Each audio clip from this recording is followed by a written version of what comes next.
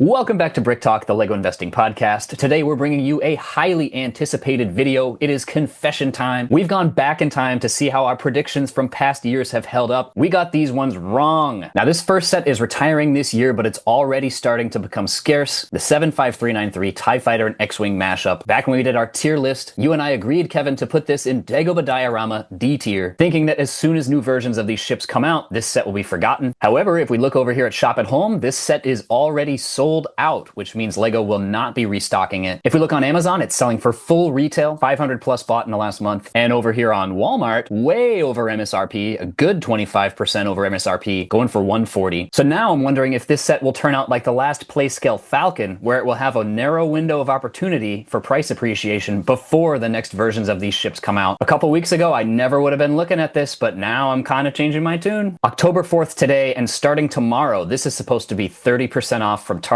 We'll have to see how quickly that sells out, but I expect it might disappear pretty quickly. And I'm thinking I might be among those buying this. Yeah, 6 months ago when we did do our tier list, I was higher on this set, and it looks like that take might be right. The main reason I was high on it is because these are two iconic ships. There's always demand for these, so I was hopeful throughout the year that the demand metrics would rise pretty significantly, and that hasn't happened for me. Yeah, you showed the Amazon data, and it's not horrible, but I think the reason this set could end up being pretty good is because it went out of stock early on lego.com, and predicting that and investing in those sets is really hard to do, right? Like, it's basically getting lucky, you know, it's just winning the lottery. But although it's out of stock at Lego, it's still in stock at Amazon and on great discount at Target. That makes me worry that there might be some zombie stock at other retailers outside of Lego. And so I just feel like this one is big gambling right now. Yeah, this is a rare opportunity where a set goes out of stock at Lego early, but is still available on sale from other retailers. I'll be watching very closely to see how quickly this goes out of stock at Target at that $77 price, because even selling for MSRP like you can today, you already have a margin there. Currently, Amazon itself has it in stock for full retail, and 28 third-party sellers have it available, but look at these listing prices, all relatively near MSRP. A whole lot of sellers at MSRP or within 10% above MSRP. Of course, people can always change their pricing, but this gives me a little bit of hesitancy. But this is not a halfway confession. I am fully changing my tune on the TIE Fighter and X-Wing mashup. I got this one wrong, and I'm fessing up. All right, DG, for my first set, I'm going to one of my favorite themes, Lego ideas. So I've got 3 idea sets that are not doing well. The Office, I have 9 of these at $110 on eBay. After shipping and fees, it's $105. The second idea set, also not the one that I'm most scared or unhappy about, is BTS Dynamite. I have 9 of these at $32 each from Walmart. On eBay, it's doing awful. After shipping and fees, you're at about $45. But the idea set that I made the worst prediction on is Medieval Blacksmith. I only have 3 at $145. On eBay, after shipping and fees, it's only gonna pull me in $150. I was with the heavy majority of the Lego investing group saying that this would be a great one to pick up, and it's turned out to be awful. Not even that long of a shelf life, but it retired back in 23. It's had tons of zombie stock, way too oversupplied, and this is a perfect example of if everybody loves it, then maybe not a good idea to invest in it. I mean, even Amazon invested tons in these, it looks like. Waiting multiple years for this set finally to get interest, we're at risk of other medieval newer sets taking this one's place and people just forgetting about this set. Whereas at least with BTS Dynamite and The Office, we are at no risk of Lego repeating either of those 2 sets, so I'm okay holding on to these a little longer, hoping that they do go up in value. This is what's so great about investing in Lego, is that even when you make an unlucky buy and we don't get as good of a discount as we want, we still basically break even. We get our money back and we're able to roll the dice again next year. And overall, on average, the returns make it well worth the effort. Oh, heck yeah.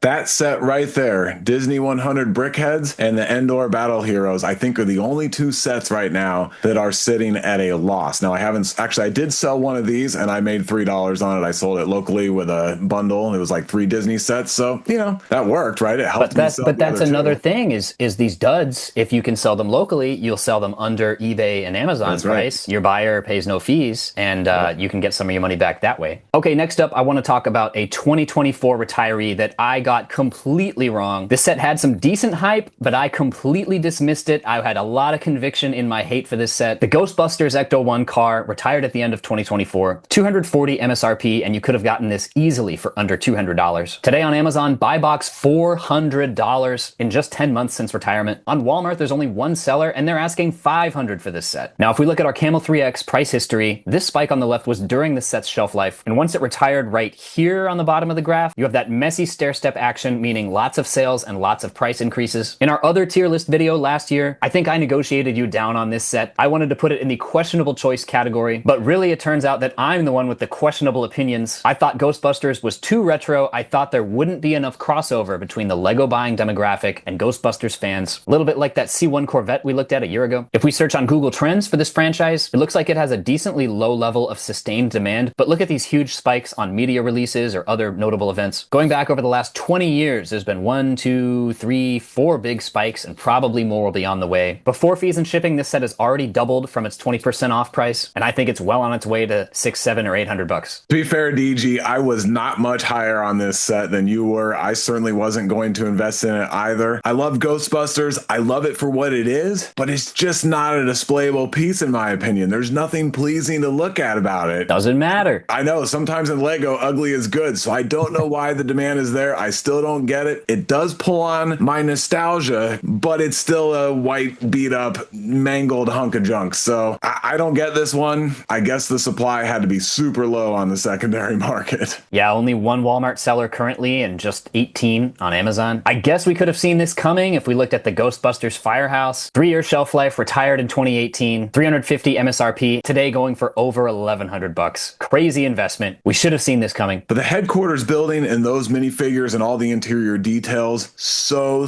good, so iconic. That set had just over a 2.5-year shelf life. This set has over a 4-year shelf life. 2016 and 2018 time frame, different Lego investing era than today. And so again, I am still very shocked by this one. Now for my worst pick ever. Of course, I might say that a couple more times as we go through this video, but so far, my worst pick ever, the Boba Fett Microfighter set 75344. I have 33 of these at $7. It retails for $10, so at least I got them 30% off. But on eBay, after you subtract out shipping and fees, they are going for $7. Some Microfighters long ago did really well. Of course, today they don't do well at all. This one is Boba Fett's with a very solid minifigure, even though I know it's not canonically correct. A lot of complaints about it, but still a lot of awesome detail, arm printing. Overall, a good looking minifigure, and then a really good Microfighter, like one of the best Microfighters. One of the rare times that the minifigure actually fits inside the Microfighter. So this seemed like an obvious pick it up for $7 and sell it for $20 after shipping and fees, right? Nope, not even close. It's crazy that it's not doing well, and now I'm really beating myself up. Dealing with these small sets, they're a pain anyways, right? Like even if I was getting $13, $15 profit on each, that's 33 of them that I gotta sell, probably box up most of them and sell them on eBay. But hope isn't completely lost, because here on the Camel 3X chart, at least it has had an upward trend, but hopefully that trend keeps going for a little while. It doesn't take up that much space, so they're just gonna sit around. Now, if I had bigger sets that I'm gonna break even on or taking up tons of space, then yeah, I want to get them out so I can reinvest that money. But 33 of them at $7, I don't know, maybe I'll curve alert them here at some point.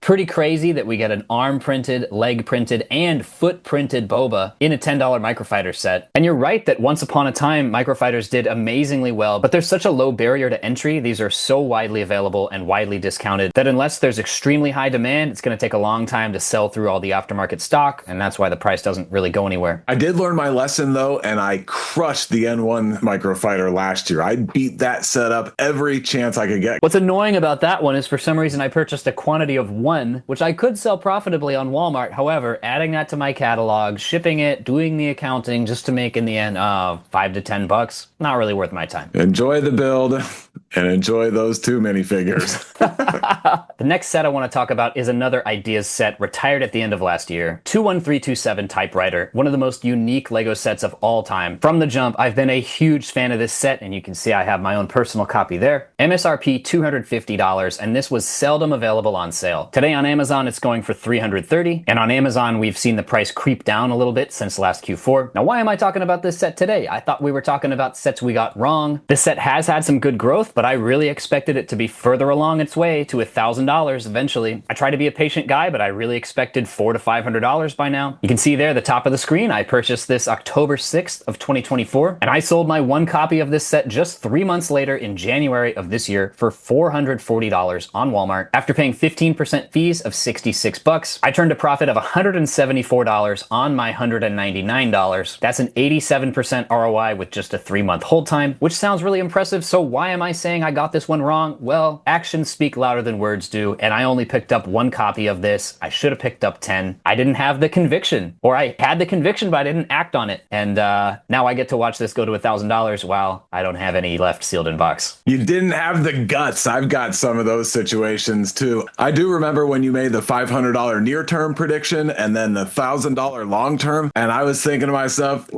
that's probably a little ambitious, but I was hopeful. But I'm in the same boat as you. I only got one. Even though I loved the set, I'm not comfortable buying at 20% most often. I thought we'd get to 30 or 35%. It didn't happen. And it does go to show that some of the more boring or some of the more plain, if you will, looking sets are the ones that aren't talked about as much and can do pretty well. I do take issue with you calling this Typewriter plain looking or boring. It's one of the coolest Lego sets of all time, inside and out. That's not going to fly on the podcast. So I'm right there with you. But remember, most Lego fans, adult Lego fans, they just see that it's a typewriter. And they say that's so cool. The keys press and they move the action and then it slides and you slide it back. And it's just, how does that work? It's mind blowing. We say all those things when you have a nice castle build with all the detail and minifigures and foliage and spires and outposts and all that kind of stuff. But it's a typewriter. You can put foliage and minifigures on the typewriter.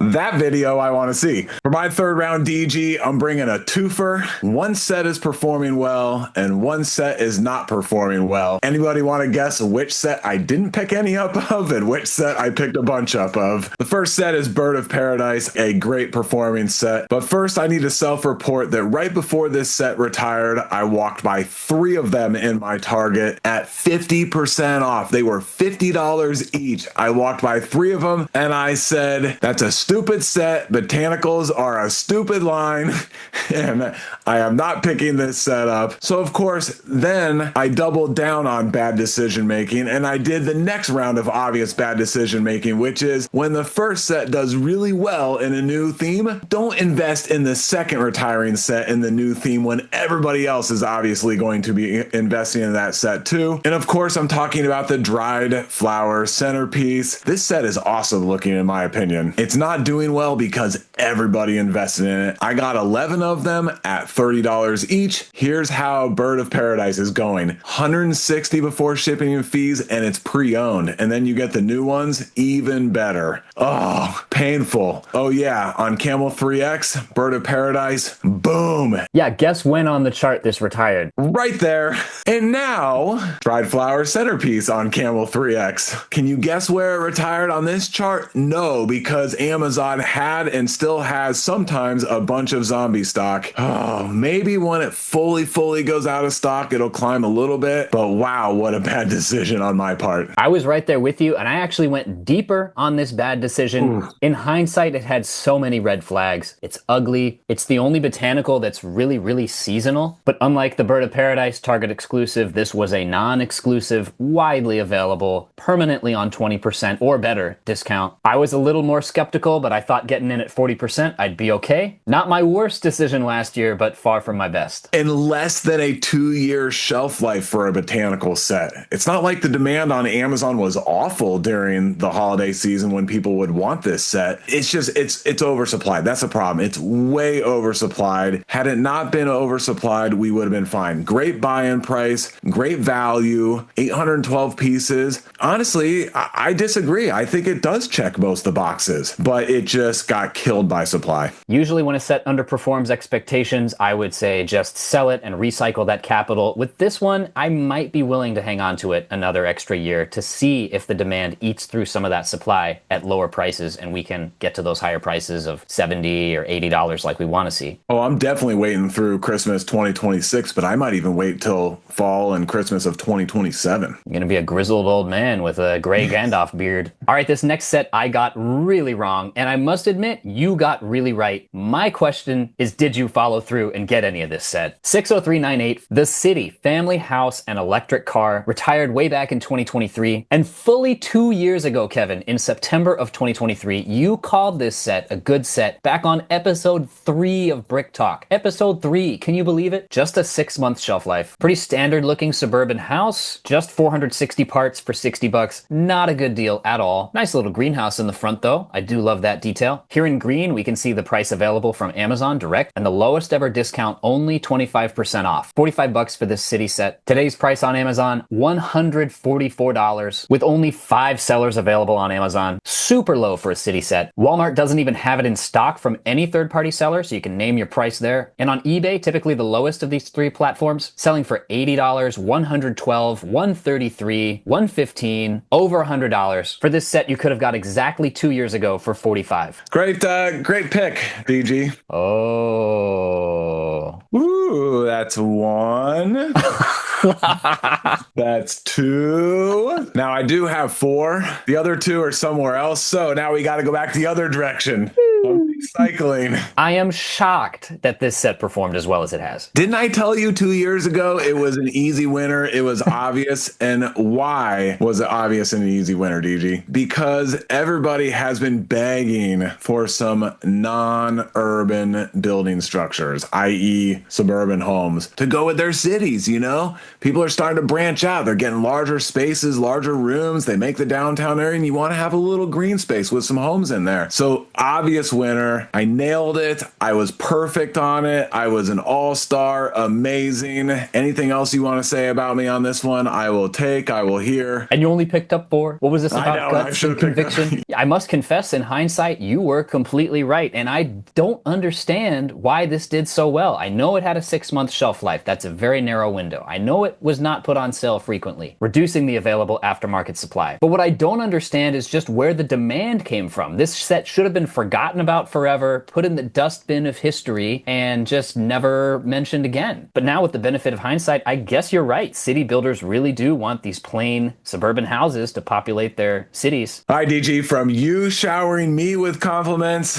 now I gotta return the favor. Our audience knows it would be very disingenuous of me to not talk about the first wave of the dioramas that I went deep on. Let's just go through them. It's gonna hurt. Death Star Trench Run retailed for $70. I got 5 at $35. On eBay, $42 after shipping and fees. And I'm not showing all the eBays on these because I don't want you to see them, but I did do the research, darn it. Second one up, Dagobah Jedi Training Diorama. I have 13 of these at $55 each, and on eBay after shipping and fees, $58. Death Star Trash Compactor. This one was a Walmart exclusive, so maybe a little hope here. I got 7 of these at $60, retailed for $90, and on eBay, $65 average. And then, of course, we have to include the Millennium Falcon Holiday Diorama. I only got these at 20% off, so I got them at $24, and on eBay, they're going for $20, and I have 11 of these. So it's an absolute disaster. And I just want to show a couple of Camel 3X charts. Here's the Dagobah Jedi Training.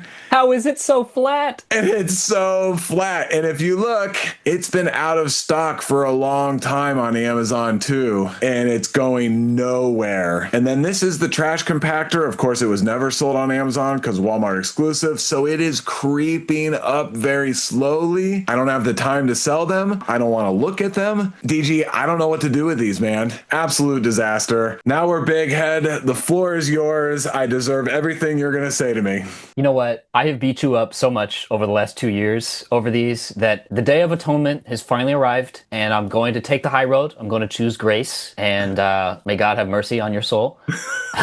There was a decent chance, and I will compliment you on your buy price, at least on the Death Star Trench Run. Everybody thought that would be the weakest of the original 3 because it lacked minifigures, right? And it was the most egregiously overpriced at $70 for that tiny little thing. However, you and I both got the rock bottom price of $34, $35, and while it's not doing much on eBay, that has moved up recently over MSRP on both Walmart and Amazon. I know what you're doing here, DG, and I don't like it. You giving me grace is worse than you just beating me up. Will you just beat me up already and get it over with? I don't have to. Those boxes sitting in your basement are going to do it for years to come. And a plug for the Ignite program, link in our description. DG and I do get a kickback if you sign up. I got to tell you, I was purposely looking at the demand data in Bucky for those dioramas, and it wasn't awful, but the signs were there. And so even with that data, I let my emotions get in the way of good data-driven decisions. And so now I'm using the Ignite Bucky data more carefully and making sure that I really remove the emotion, because I was like, hey, these dioramas, they look great. The builds are fun. You got minifigures. The helmets are doing well, but they don't have minifigures. This is going to be a limited series, you know, like all the right makings. And it just turned into a mess. The proof was in the pudding. It was in the data. I did the same thing with I do the same thing continuously. We tend to break down sets based on their colors, their characteristics. Really, it doesn't matter what the set looks like. If you have the supply and demand, that will tell you all you need to know to turn a profit Lego investing. Doesn't tell you if you'd like to have it on your shelf behind you. But when we're Lego investing, we got to stay focused on the data. And I suffer from the same thing. It's really, really hard to stay focused and stay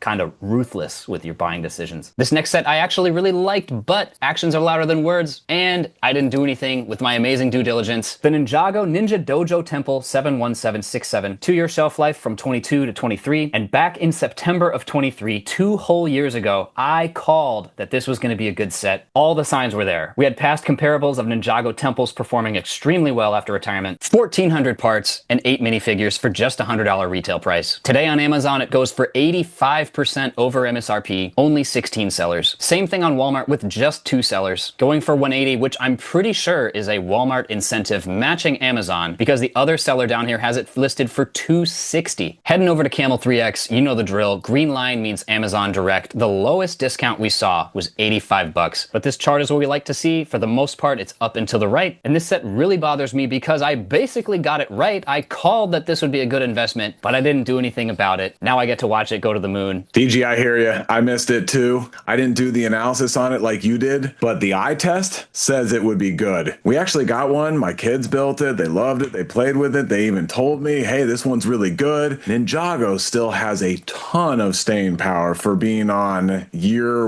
13 of Ninjago, something like that. It gives me hope for other Ninjago sets, and I still think there are some Ninjago diamonds in the rough. So funny you went Ninjago, DG. My next set is Ninjago. I actually have a grouping of sets. I passed on all of them. Australian Postcard, talked about that one a lot in the past. Nano Gauntlet jumped up quickly. Amazon exclusive, but still surprising to me. Jim Lee Batman Collection, just a plain flat art set, 120 to 171. Hugely surprising. And now let's look at these stadiums. Old Trafford, Camp Nou, they're doing okay. These took a lot of heat, but how about the third installment of the stadiums? The one that retired most recently, Real Madrid, retailed for 400. Brick set is showing 604. And I pulled up the eBay to show you that brick set price is not off by much. Look at this. $590 before shipping, $700, $650, insane prices. And since these stadiums were not that popular, they were on huge discount. And then of course the Coliseum, this one retired early and it's almost $1,000. But the set that I'm beating myself up on is Lloyd's Golden Ultra Dragon. The first 5 I showed you, kind of hard to predict that they would jump up like they did. But this set, I trashed this set. I hated this set. I said it was too gold, too washed out. I didn't like the foreheads, just over the top. I just thought so boring. I hate to say it, right? And kind of ugly. Larger Ninjago dragons have a great history. And so what was I thinking trashing this set? I was wrong on all accounts. It doesn't sell often on eBay, but $350 all in. And then some of the older ones, it looks like maybe supply dropped recently, but now we're about $290. Same thing, about $290, $250. That one was a bad take on my part. I have nothing to say. I called it. I said this would be one of the most underrated investments of 2023. Shoulda, coulda, woulda. I feel like my kids say that every now and then. Well, Kevin, you really flubbed that golden dragon. However, I myself am also far from perfect. On the Thor's hammer set, 76209, 22-month shelf life from March of 22 to the end of 23. Target exclusive, $100 MSRP. We can see Brickset has it going for $171, less than 2 years after retirement. On eBay, we're going between $220 and $190 shipped. On Walmart, just 2 sellers selling for $250. And on Amazon, it's even higher, 7 sellers. That is so tiny for Amazon. Buy Box has it at $260 currently. Let's keep in mind this was 2 years ago. I was a lot less knowledgeable than I am now about Lego investing. I saw this 20% discount and said that's not enough for a Target exclusive. So I was very down on this set. I didn't like it and I was pessimistic about it as a Lego investment. And I disagreed with you at the time, Kevin, because you were a lot higher on this set than I was. That is true, DG, but you get to beat me up because I really did like this set and I didn't pick any up. I chickened out. I saw that 20% off and I thought to myself, we should hit 30%. And we never did, and it kind of slipped out of stock. I don't think it was early, but it just kind of disappeared. And I'm not a huge Marvel superheroes movie fan. I know you, DG, know nothing about them, but even on a personal level, I see the appeal with that set. And so it's disappointing to me more than one way that I didn't dive in and at least get, 6 of them. Yeah, but one very important point I want our viewers to take away from this, a lot of these sets we called wrong and we missed out on. I still look at that as better than the other way around, where we picked up sets that didn't perform. Like you said earlier, there are so many sets retiring each year, and if you allow your precious, valuable, scarce investing capital to get sucked up by duds, that to me is way worse than just taking a par for the course, 40, 50, 60% return after fees, than trying to swing for the fences and ending up with a closet full of dioramas. Sorry, I had to dunk one last time. No, you're right. It's not easy. There is some real challenge in picking the right sets. And when you do, it's awesome. But when you don't, you've got some making up to do. Talking about the ones that were bad decisions, great way to learn for the future. But one thing I want to be very careful to do myself, and I would encourage anyone watching to do, is to not overcorrect. Stay disciplined. We're talking today about a lot of amazing winners that slip through our fingers. Let's not go too far in the other direction and buy things we shouldn't. Staying disciplined is probably the most important thing for any Lego investor, in my opinion. All right, DG, we have one more set for this video. We've talked a lot about some of the more popular themes out there. Now I got one that's less talked about. Gonna throw you a curveball. A John Deere Technic set, the big one, the Skidder, retailed for $200. I have 3 of them at $148. There's a lot of people that use these. There's a lot of nostalgia towards John Deere. The John Deere brand and color is very popular, great name out there. So I really expected a retirement bump. And when we look at the data, we just haven't gotten it yet. Here on eBay, after shipping and fees, it averages about $150, right where I bought my 3 at. They did only retire at the end of last year, so there still is time. But my big concern is this Camel 3X chart here. It retired and it got a jump. Great. Except the jump was only about $30. Not a big jump. And then it dropped down again. And then we had a couple of random spikes that would give me some hope. But then it dropped down again, and now it's back to the original $30 retirement bump. And what I expected with this set would be a slow but regular increase in value. I always said this was a longer hold and a slow burn, but I am worried about the volatility here and the more down than up, honestly. So right now, I'm saying it was a bad decision, bad pickup, but unlike all the other sets that I brought to this one, I'm going to at least hold out some reasonable hope here that year 2 and year 3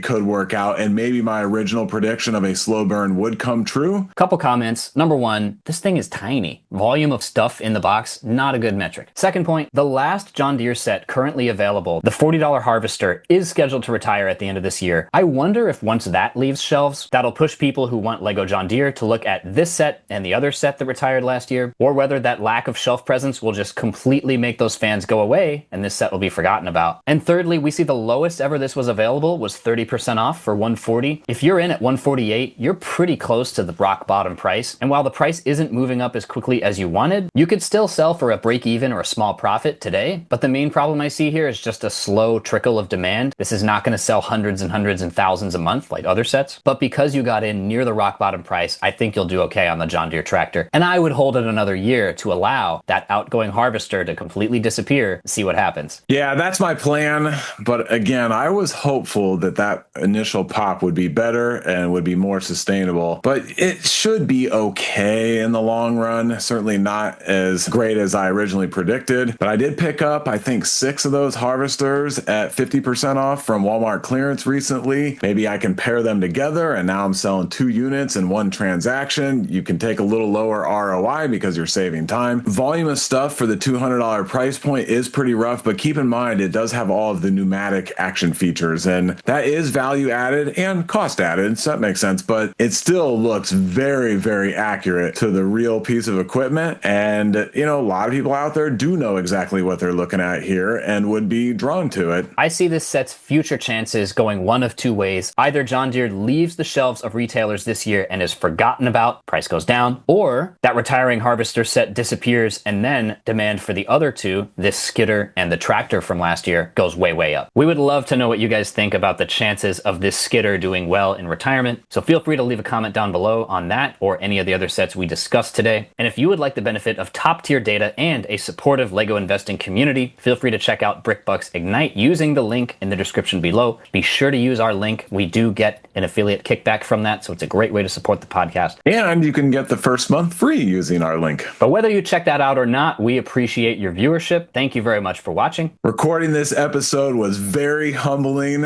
It's a good motivator for me to make better decisions and look at that data more closely going forward. Ditto, same here. And coming up soon on Brick Talk, we're going to do the opposite of this video, where we break down some of our best decisions that turned out to be amazingly profitable. As always, everybody, thanks a lot for watching, and we'll see you guys in the next one.